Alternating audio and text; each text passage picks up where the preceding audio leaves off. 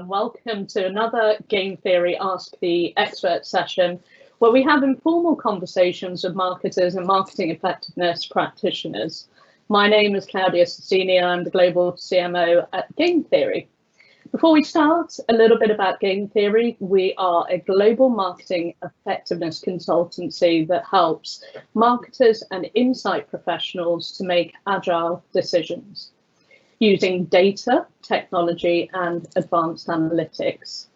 So our session today looks at agile decision making, and I'm really excited to have a fantastic panel with us, which I'm going to start to introduce. So we've got Georgia Thodey, Head of Brand and Media Planning at Natwest Group. We have Matt Hill, Research and Planning Director at Thinkbox, and we have Matt Chappell, Senior Partner at Game Theory. So let's kick off with a quick warm-up, roundtable sort of fire questions. Let's start with you, Georgia. So Georgia's unable today to join us via video, but we have her fantastic voice with us. Hello, Georgia. Hello. So Georgia, I'm really curious, what have your key learnings this year been so far? So in 2020, in our COVID year. Yeah, sure. So I think learned lots this year. So I think the first one is nothing is certain, and this moment right here is a good example. Technology issues on my side at the last point, but I think, you know, it just is, this year's been a reminder of that. The second one, I think it's been an interesting year because with everything that's happened, we've had to really, you've had no distraction. We're so busy a lot of the time, and that's work and impersonal. So with all that sort of distraction going, you have had to focus really on what's important. So I know for us at work in the peak of the crisis, we had to go back to really what we do as an organisation, which is there to support people, to give financial support to everyone. So actually stripping it back and getting everyone to focus on that and what you can achieve when you do that. And I think the third one, just health is number one priority. I don't think many other things could get the whole economy to shut down. So yeah, those are probably my three ones from work and personal this year so far. I love that.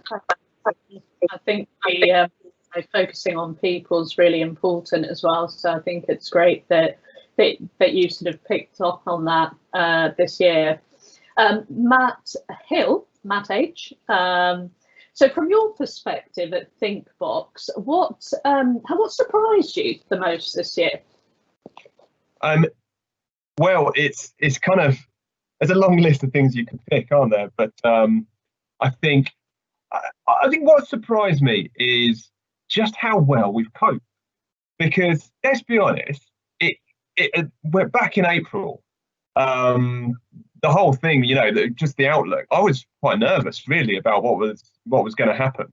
And you remember the empty shelves of toilet roll, and you know, you can get pasta for love nor money. And you know, that hasn't been a problem, has there? You know, we've been able to go into our shopping. We've been able to carry on life pretty much as normal. I think we've coped incredibly well. You know, the broadband networks, I'm sure we've had probably some quibbles here and there, but in general, it's coped with the fact that everybody's working from home, and there must be massive pressure on the network.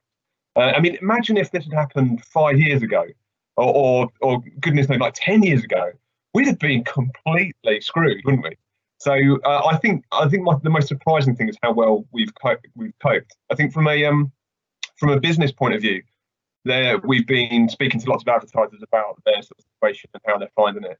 And one of the surprising things there is that in some cases where they might have had a brand that was going to launch, that they've decided they're not going to launch it this year, but they've had the airtime, they've deferred it for a bit, but then needed to use it.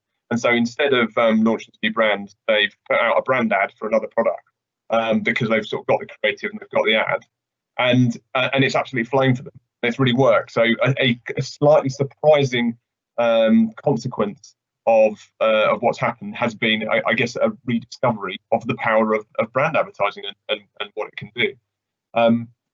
So I think those are the main things. I think the other thing for us is, from a Thinkbox point of view, is that we've managed to during lockdown create this TV Masters training program. So slight obvious plug here, but it's kind of been a perfect environment for us to get on, write down all our knowledge about TV. We've managed to film it all, and you know, we just launched that last week.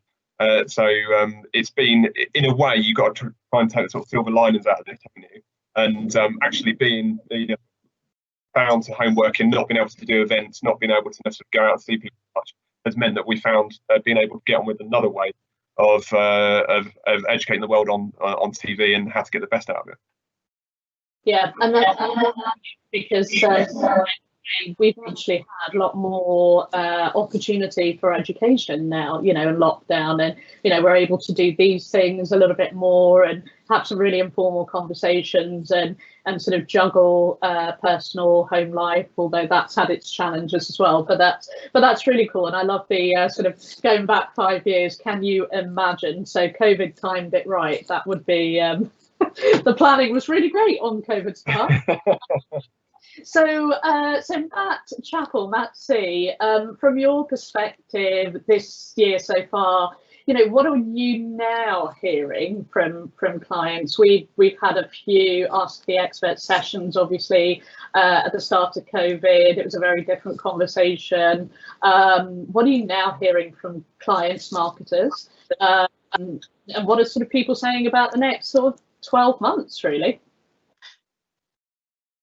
Yeah, good question. I'll apologise in advance because, Matt, you know, thank you for saying about how broadband networks coped. Mine's just started to go funny. So if I do sorry, my broadband store and not said something offensive that then Claudia drops me off the call for. But I think in terms of next year, if you'd have asked me back in April or May this year, we'd have been talking about 2021, back to new normal, kind of putting 2020 behind us and planning, you know, a normal year.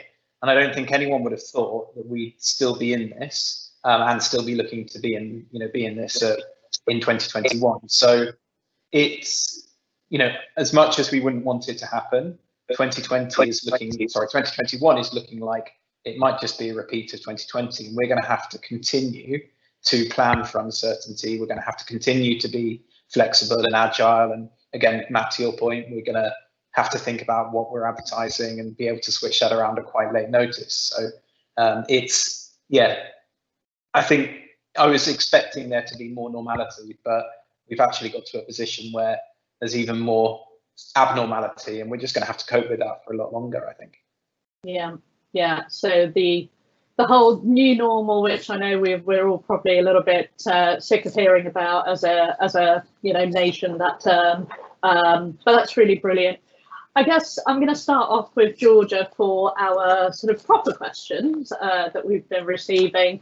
And a question specific to Georgia, her role at Natwest, and around media allocation across brand portfolio, which you know, is you know, a challenge and a role that many out there are sort of grappling with. So I guess, Georgia, as a UK banking and financial services company, you've evolved to meet the needs of large companies as well as small companies and individuals. You have, you know, 13 brands within your portfolio, including NatWest, RBS, and Coots. How do you go about deciding media allocation across these brands? I guess, you know, there's probably some inherent challenges to that. You know, potentially sort of spreading the budget too thin. I'd love to hear your thoughts on how you do that. Yeah, absolutely. So I think the first thing to say, this is a challenging thing, and if I'm being completely transparent, something we're still learning about every day. But what I'll talk to is the 4 key things that I've learnt over, especially the last 5 years doing this, and hopefully it'll be helpful no matter if you're looking at how you allocate across a portfolio of brands or a portfolio of products or different segments. Bit high level, and you know, the 4 key things, and then I'll go into detail about them. Is, you know, the one is always continually think of marketing and marketing and media allocation as investment. 2, trying to then create a level playing field for assessment. 3, prioritize and make those tough decisions. And then set the guardrails and be prepared to adapt, which is very relevant to what we're just talking about. But so if I go into them in more detail, so marketing spend as an investment, this is a really basic one, and I think, you know, one that we all know, but I think it's also one that we forget. So what you're trying to look at across, you know, for us, the different brands and different areas is, where are the opportunities that if you invest that you'll drive that return? And when we think about return, it can be financial return, return for your metrics that you're trying to move, or return for the customer.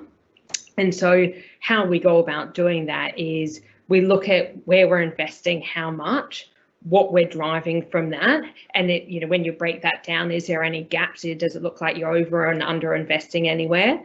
Then also trying to look at the market as a whole and then do that comparison there and where you think the market's going to go. So you're looking at the opportunities, and then of course looking at how that aligns to business objectives. So then second one is level the playing field. So if you do that in each of your different areas or brands, you're going to know where you want to put your investment, how you're going to return. But then when you're looking across different brands, product segments, how do you then compare that? How do you, you know, compare apples with apples? Because what we want to, in an ideal world, get to is, if you have a £1, where would you put that to drive return for the business? And that's where you need to try and create that like-for-like comparison. I think, and work closely with Matt on this, is econometrics is key. So, you know, you can build the model to help you do this. But, you know, like anything, I'm a big believer that you need to look at multiple sources as well. So, but I think that's one of the key ways that we do that.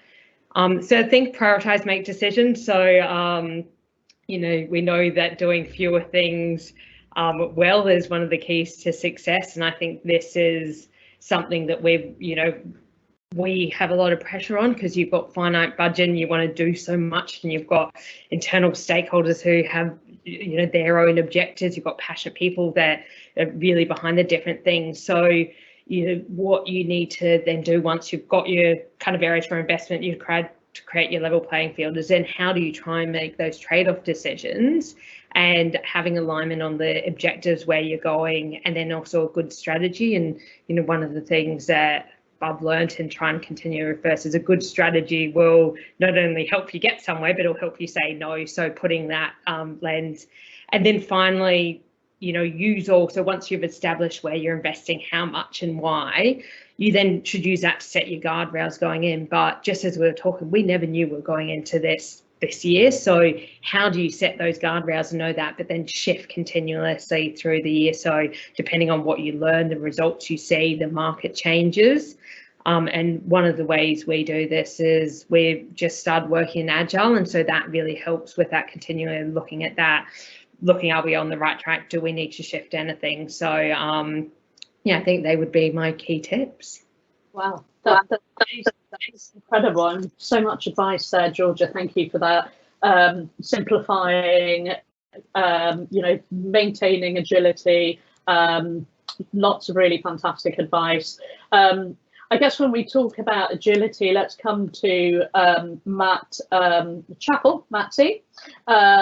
So I guess in a state of, you know, a few known unknowns and a lot of unknown unknowns, as we go into, you know, seasonal periods and into 2021, what examples have you seen of agility this year? And I guess what advice do you have for marketers dialed in and watching this, you know, in the coming months, around how they can be agile? Another great question. Thank you, Claudia. I think I want to build on something Georgia said about knowing what you're trying to do, knowing your strategy, and then also having the ability to say no. Because I think once you're set on that clear, you know, once you as a marketing team are set on that clear path, that's when it becomes a lot more easy to be agile and make quick movements to ensure you're staying on that path.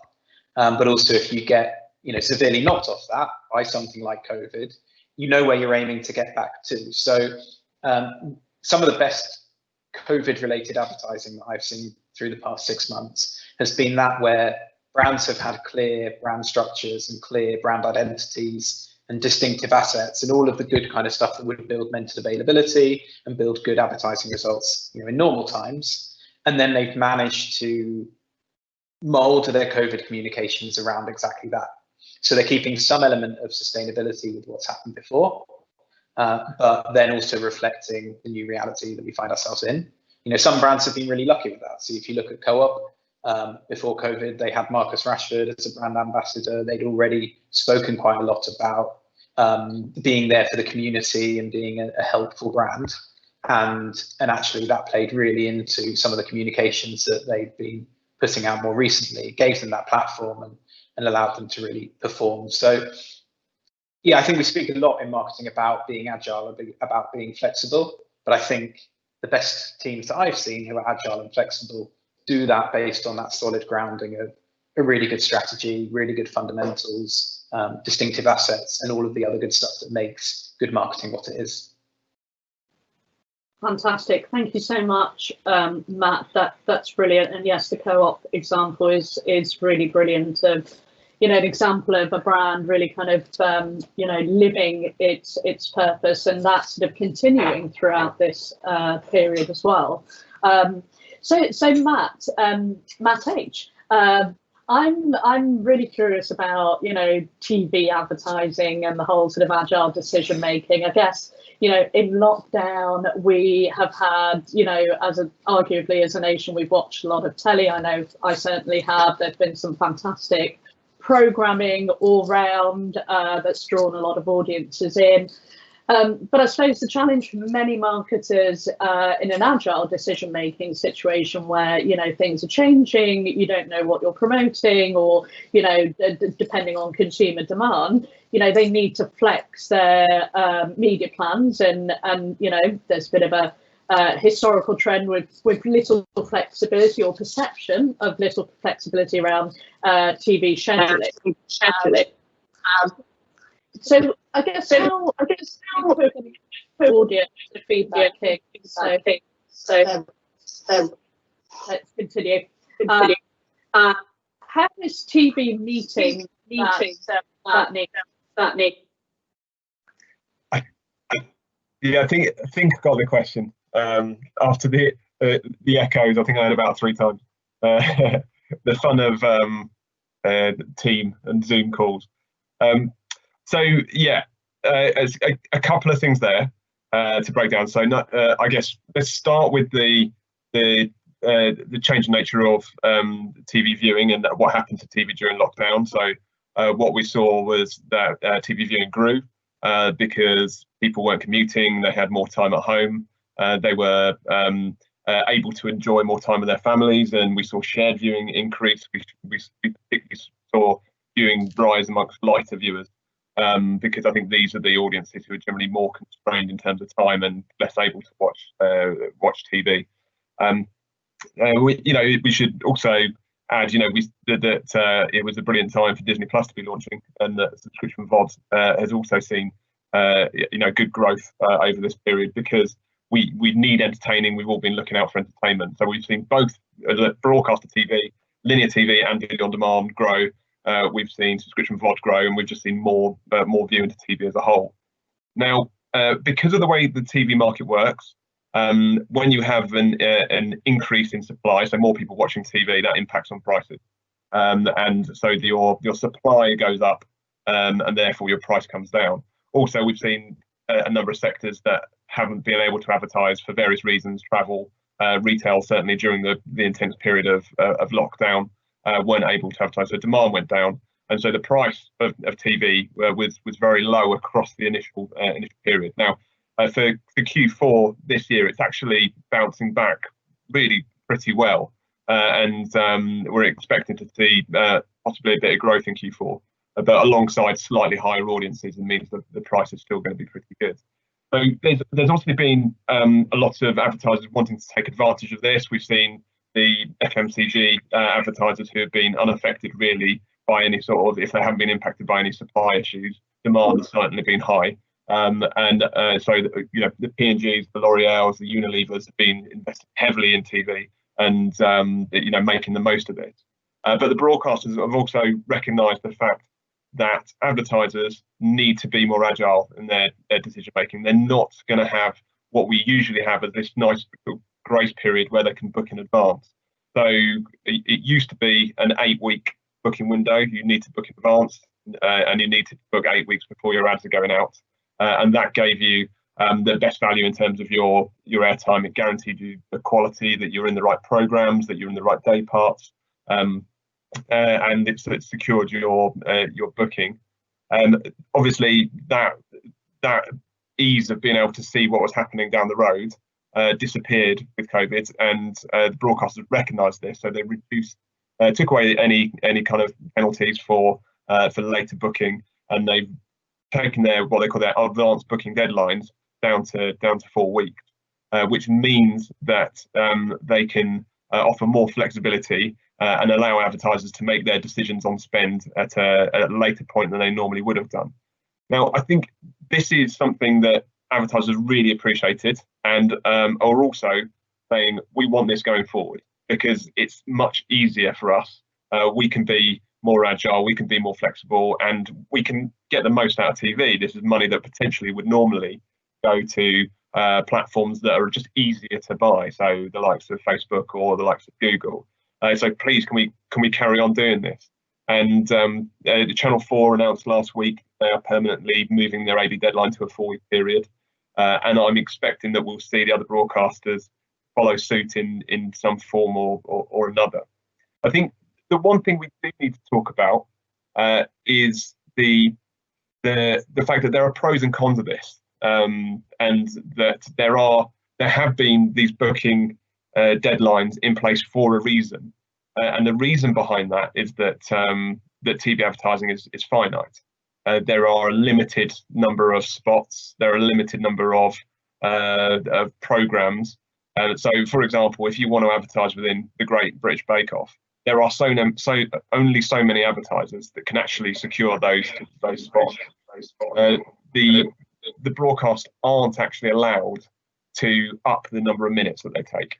They're regulated by the government to have a fixed number of advertising minutes, and they can't reduce it either.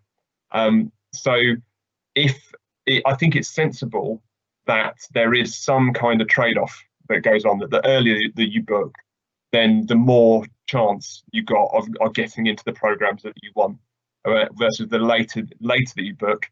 Yes, still be able to do it, not going to penalise you for it, but there are going to be cases where you are not necessarily going to get into the programs that you ideally want to be able to get into.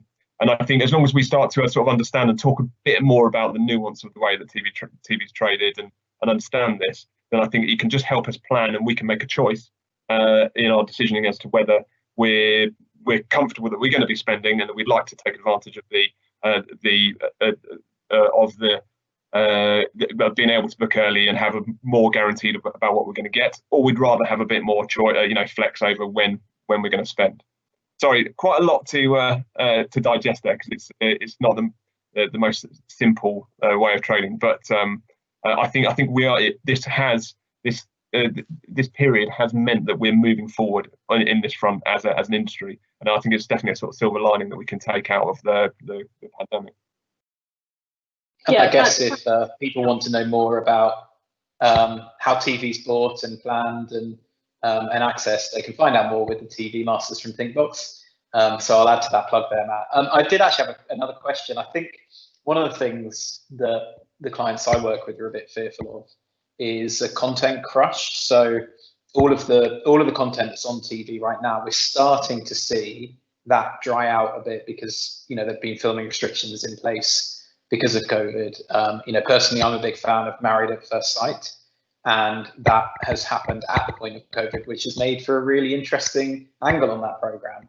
But there were other things like dramas and stuff that may not have got the green light and been able to film. Is that something you're seeing, and how are the TV networks dealing with that to make sure that there is the programming and there are the spots there for the eyeballs? Yeah, it's really good question. So obviously, one of the sectors that got hit by lockdown was production. So it was nigh impossible to continue to make, especially scripted content, drama, because of the restrictions in place. And I think there were there were options, extreme options where you could create sort of production bubbles, but it's a huge amount to ask of people to leave their friends and family for a period of 4 months, 5 months to film something. And I think it was a step beyond what most of the broadcasters were willing to take. On one hand, this is actually an advantage to the broadcasters, because any loss of revenue due to dropping demand from certain sectors was slightly counterbalanced by the fact that they just couldn't make programs, so it had a natural impact hit on the program budget, and to a certain extent freed that money up so that they can invest again next year and spend more when hopefully we'll be able to get back on track with all the sort of productions that they were carrying out anyway. I think that the other areas that the broadcasters have been forced to be quite agile in the same way that marketers have, and come up with new formats and new types of programs. I think they've all been quite creative here and found ways of still producing sort of comedy and studio shows based in people's garages, and use Zoom and Teams as a way of linking things up. And you never know, there could well be some new formats that spring out of this, just because you're in this beautiful constraint. Adam Morgan talks a lot about this. When you're constrained, it actually forces you to be creative, and I think we're going to be seeing that from the broadcasters themselves. But they're doing everything they can to keep their schedules as strong as possible. So even though Wales is going into lockdown, ITV are still going to be finding a way of getting I'm a Celeb out there. And do you know what? I think my personal view is that we've a lot of the population have enjoyed a richness of drama, because we're probably been watching a bit more subscription VOD alongside our linear TV. And do you know what? We're crying out for the likes of Bake Off. It's why Bake Off did an extra 2 million this year than it did last year. We're crying out for a bit of I'm a Celeb and good old British reality TV.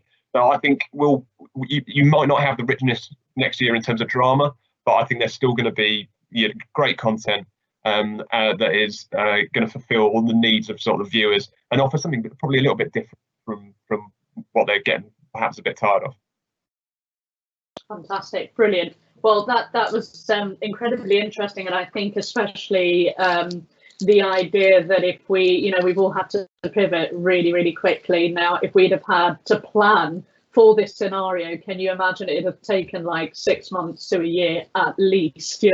All the broadcasters getting together, going, "What if this would happen?" And we've all pivoted. The silver lining is we've all pivoted fairly successfully. So sort of coming to your point there, Matt. Okay, so I guess the next question to Matt Chappell, Matt C here, is really around sort of agile measurement, I guess, measuring the efficacy of marketing at speed. So I guess, obviously econometrics will always be, the main stable of any marketing effectiveness plan, but what are the approaches that marketers are now looking to use, or what can they leverage for more agile decision making, so probably more sort of tactical, and when they're looking at changing course more quickly, what can they use? So yeah, I think we've gone from a position where the world was relatively known, even though we might not have thought it at the time. But you could do things like optimize and forecast with confidence, to a world in which it's much more about scenario planning. So if this happens, what can we do? If this happens, what can we do? This has happened, so what does that mean? And that's been really interesting in terms of how you use the existing kind of models and the existing data you have to then flex to the new scenarios that are going on. So to take you back to the start of lockdown and some of the stuff that Matt Hill's been talking about, TV costs went down, but depending on the sector you were in, you might have expected your TV effectiveness to reduce. So obviously travel companies weren't advertising. There was no need. They didn't have cash flow. People weren't going on holidays. But for a lot of the other sectors, they saw some hit to their level of sales and the kind of efficacy, but not an 100% hit. So a lot of the scenario planning we were doing then was, given the new costs, at what point would your effectiveness need to drop to before it wasn't then worth you advertising, or you might reduce your advertising. So it's more, I guess, less about the kind of methodology and more about how agile you can be to look forward and use the data you have to make decisions and scenario plan. I think also there's definitely been a movement, and maybe a bit technical, but definitely a movement to have results at your fingertips. So lots of dashboards and platforms and things like that where you can play around with stuff rather than maybe the old world of having econometrics reports that were 100 pages and sat in a drawer somewhere. So there's definitely been more movement towards that. It's why, free tools like the demand generator on Thinkbox, another plug, it's why they're useful, because it gives that insight at the hands of people who are making decisions. And it's why we're working quite a lot with our clients to use our results to do similar things. Fantastic, brilliant. Thank you so much, Matt. Okay, and we've come to our last question that looks at e-commerce. Georgia, still with us? I am indeed. Oh, brilliant. Just checking on you over there. We've got sort of a lovely day on the technology front. So the last question is really around e-commerce, and then after this question, we do have some questions on our chat room, which we'll come to during the Q&A. So, Georgia, e-commerce has always obviously been part of the Natwest Group portfolio and proposition. But I guess, now, we have obviously, with lockdowns, this sort of restricted bricks and mortar capabilities and less sort of footfall. I suppose with a greater focus now on the e-commerce sales channel, what are your thoughts around pivoting media strategy to drive digital footfall into e-commerce?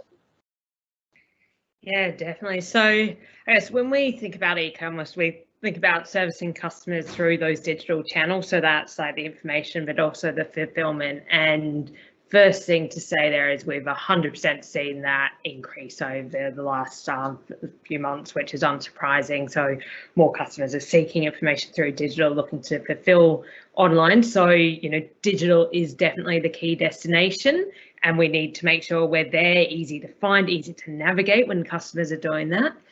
But my view is just because digital is the end destination doesn't mean the journey starts there. So we know that people start thinking about decisions long before, and when you think of the principles of media strategy, that you need to build awareness, consideration, make sure you're top of mind, give people a reason to consider and talk about you, then prompt customers at the right time and when it matters. This is all just about making sure the right message, right customer, right time, right context. So I think those principles still apply. And you think, just because customers are fulfilling more on digital, does that mean all your advertising spend needs to go there? And I'd say no. And you even look back to when we'd fulfill more through physical stores and branches. Just because we're doing that didn't mean all our advertising went on, the front of store or branches. So the same applies to me with digital. Just because that's where they're in fulfillment, you need to, Matt said it before, you need to create that mental availability.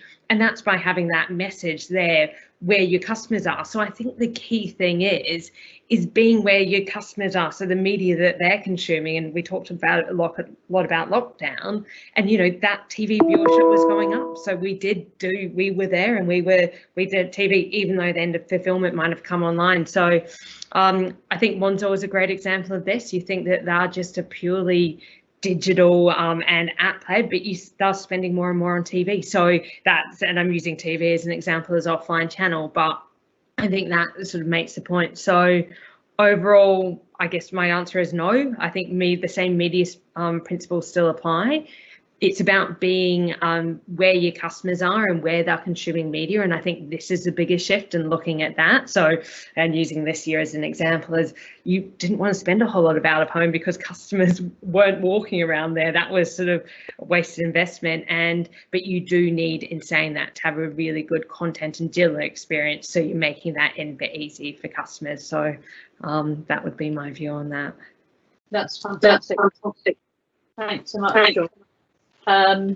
Okay, so I guess we've got quite a few questions here from our audience logged in. So I think the first one actually is to Matt Chappell, and I'm going to read this out, Matt. Obviously, we've seen a real increase in TV viewership this year. However, with growth of streaming services such as Netflix, Disney, etc., that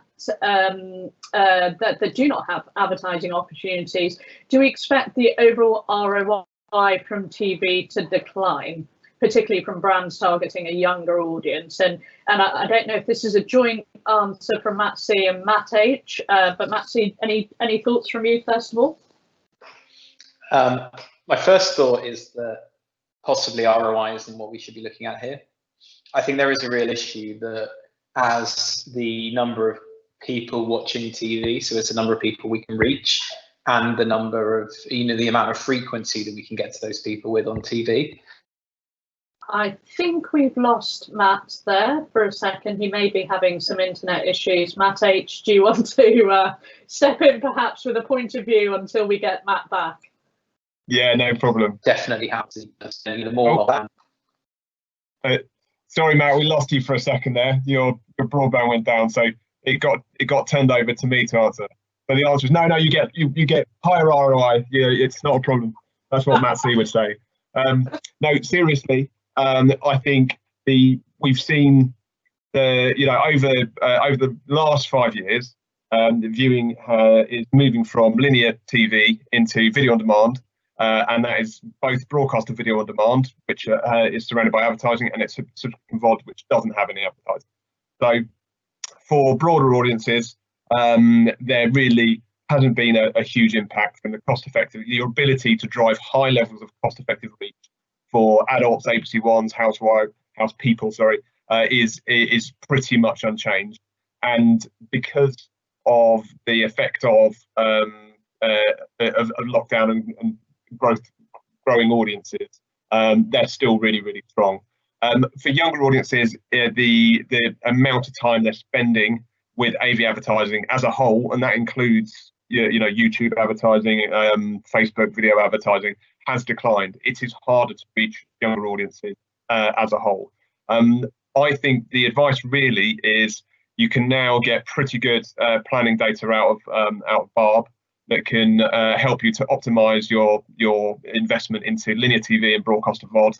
Find out how much reach you can still drive with through linear TV and broadcast VOD, and you can get to 60-65% pretty well, and explore other options. But bear in mind the fact that for other video platforms, you have to sort of think about the quality of exposure, and also I expect the actual environment themselves, if that's the right place for you to be advertising.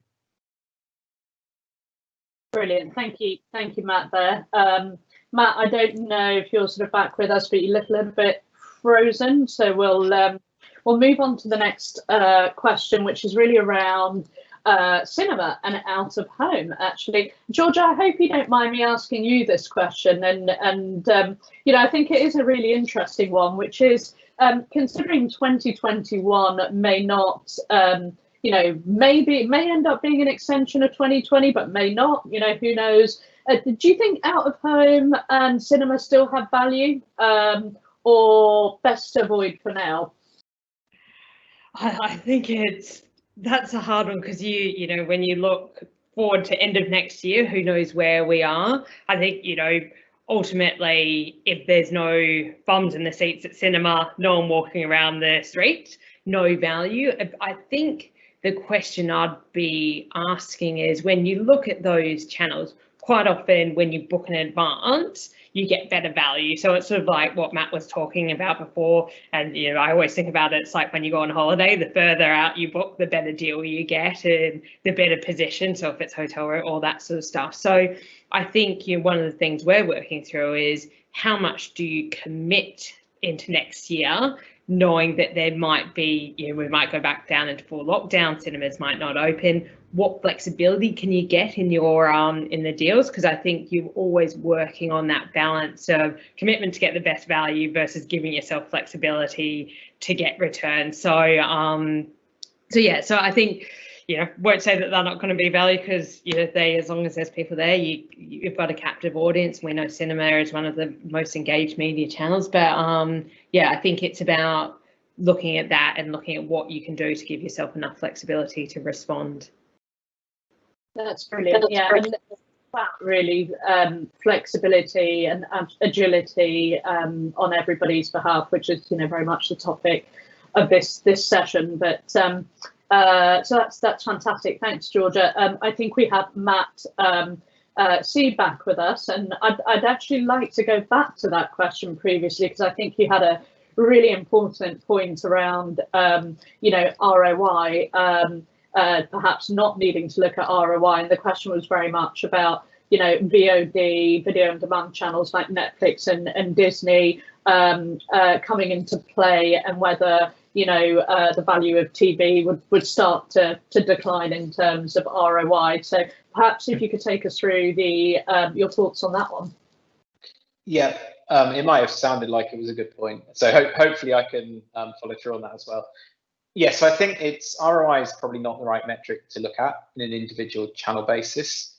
TV ROI could remain fairly static, but if we are losing kind of impressions, reach, and frequency, then you also need to look at the overall effectiveness you're getting. So, and then be able to compare how much that's driven, how much effectiveness you're getting on something like TV, how much you're getting on social media, be that Facebook, Snapchat, TikTok, and how much you're getting on other channels as well. So you've got to understand that there is a reduction in the level of reach you're getting on TV, especially amongst under 35s. But can you compare that to the level of reach you're getting on other channels themselves? And maybe let's look at ROI and look at the total advertising effect you're getting and where that advertising effect is most likely to come through.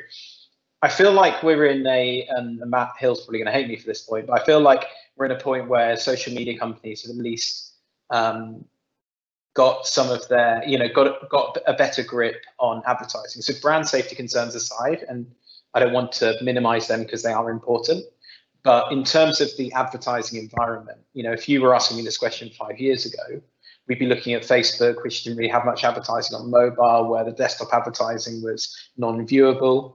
The move to different social formats like Instagram, Snapchat, TikTok, where there is a full screen environment, often a sound on environment, it's full attention of that piece of screen. And there's some really good work done by Karen Nelson Field in Australia around about attention and why that's important. The fact that those channels can now grab a lot more attention, I think, is a really positive thing for them, because I think 5 years ago, if you'd have asked me, given where TV was going, given the rise of Netflix, Amazon Prime, and now Disney Plus, which are non-advertising platforms, it was looking like quite a bad world for advertising, where there's going to be minimal opportunity to actually get to people, which is what we're ultimately trying to do. Now I'm a bit more positive, while still maintaining that TV has a big part in the mix, because as Matt said, when you look at the data, TV still drives a shed load of reach even amongst under 35s, and it's still an important channel. But maybe to go back to my first point, it's not about ROI. It's about the total effect that you're getting for all of those channels and balancing them up against each other. Yeah.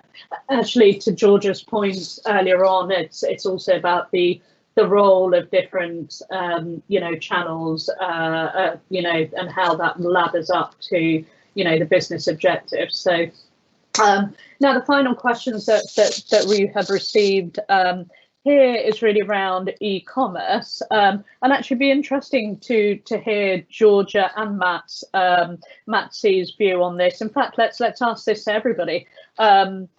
So are there any brands that you've seen making a real drive in their e-commerce efforts in the last few months who who perhaps were not doing so previously? Any good examples? Georgia, do you mind if I start with you? I'm trying to think. I don't know if one of the Matts has an idea off the top of their head. Otherwise, I've got a few, but I'll probably flip the question on its head a little bit. So a few of the really interesting things that are happening are e-commerce companies who are making real strides in how they're advertising. So companies like Bloom and Wild, as an example, who I saw for the first time on TV last night, companies moving maybe out of that, as Georgia was saying, out of that pure like digital advertising driving e-commerce, who are still pure play e-commerce companies, moving into maybe a wider portfolio of advertising. I think that's a really interesting move that we're seeing. I think the other point is less about, maybe more traditional companies moving into the e-commerce space and maybe more about embracing new distribution channels. So Deliveroo, as an example, are doing a lot of tie-up deals with brands like Waitrose, Morrison's Co-op in order to get delivery to people more quickly.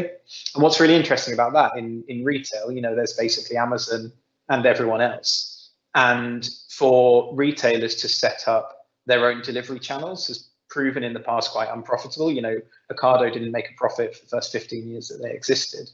Whereas having these tie-ups and using the distribution power of someone like Deliveroo with the retail brands and the retail expertise that Morrison's Co-op, Waitrose, etc. have, I think that's a really, really interesting move, as opposed to the kind of first couple of phases of e-commerce, which was about companies basically trying to do things themselves and coming a bit unstuck when we looked at profitability.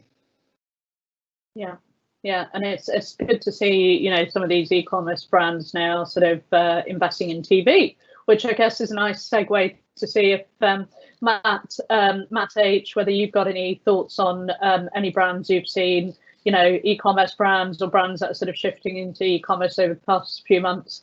So there's been a big appetite amongst sort of news TV advertising, which is quite a large number of brands that haven't advertised on TV before come in and take advantage of the value and do well. One interesting one is AO.com, who had a wobble a couple of years ago, and I don't know if you remember there was a Marketing Week article, or it might have been somewhere else, but where they sort of decided, we're an online business and we're going to not focus on driving offline sales. We're going to live online, and our marketing communication is going to be online. And they cut their TV spend for a good year.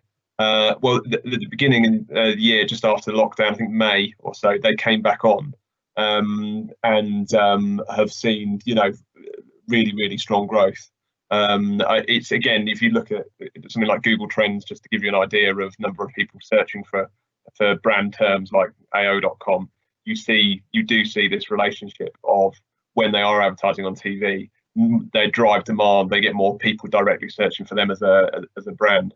So it's tricky because there is this increased appetite for e-commerce and for buying goods online at the moment. So disentangling the exact TV effect versus that is what Matt does in his analysis. But it appears to be doing a good job for them. Fantastic. Interesting actually to look at equal trends to kind of see that tie up. I don't know, Georgia, if you have any sort of thoughts, or actually we can move on to the final question. I've got two brands I think have done really well, and they are smaller ones, which I think that's probably a theme through this. You've seen smaller brands pivot into that e-commerce. I think the first one is actually a gym around London. So during the peak of lockdown, they then did all their classes online, and that was all free. Their whole philosophy and what they stand for is around community and health. And then what they've managed to do is offer that for free when people couldn't get to the gym and when they needed it. But in the last few months, they've pivoted that to a completely online model, and now that's allowed them to, have it from 4 studios in London when you've got 20 person to a class to then actually get to the world. And now that you see that through Facebook stuff, they're going all to the States, down to Australia. And I think that's quite an interesting way to pivot during this. And then, so that's, I think, pivoting what would have never been thought to be an online business onto it. So that would be my example. Yeah, and Thanks, Georgia. And I think we've seen lots of really cool examples actually of these smaller brands that have been able to pivot and serve communities really well, and especially in the sort of exercise and gym sort of space. So that's brilliant. I guess the final question, and I think this could be sort of answered by everybody, is what is your one piece of advice to marketers as far as being agile is concerned? Maybe Matt C will kind of come to you first. Yeah, and it goes back to what I said earlier. I think you're going to be more agile if you have some core principles that you can stand for, and that you know where you're heading, the path you're on, because then you can kind of move around that, as opposed to maybe not standing for anything or not knowing what you stand for, and trying to be agile alongside that. You might not end up in a path that you're happy to be on. So know those core principles, and then you can be agile around that. Brilliant, thanks. Matt H, what's your one piece of advice? I think it probably would be, don't throw away everything that you've learned before, because the media marketplace hasn't drastically changed. There have been some subtle shifts, but and you can take those into account. And I think you can still use past knowledge of what works, and as Matt was talking about earlier, just adapt it based on, as best you can, based on your current knowledge of your current situation, the demand you have, or any supply issues you have, and you can then still draw pretty good plans based on good knowledge. I think if you just try and start from scratch, you're just going to be really sort of stuck and not really knowing where to go. So just build on past learnings, adapt slightly, and then move forward. Basically, don't throw the baby out the bathwater, is what you're saying. Exactly. Brilliant, thanks, Matt. And Georgia, any advice to marketers dialed in and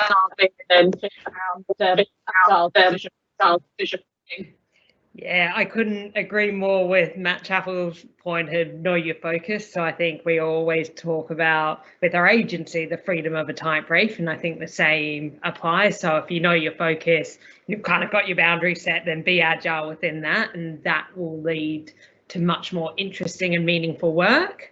Second one, I think, is don't be agile for agile's sake. So I think there's we need to do this, we need to do this differently, but know why, know what you're trying to achieve. And then the third one is, especially looking into 2021, know your scenarios and have an idea how you'll react. That's brilliant. So especially with the scenario planning, look at all the different types of scenarios. So that's fantastic. Well, thank you very much, Georgia, Matt Chappell, Matt Hill. Thank you so much for your time today. Thank you for answering the questions, and thank you everybody for tuning in.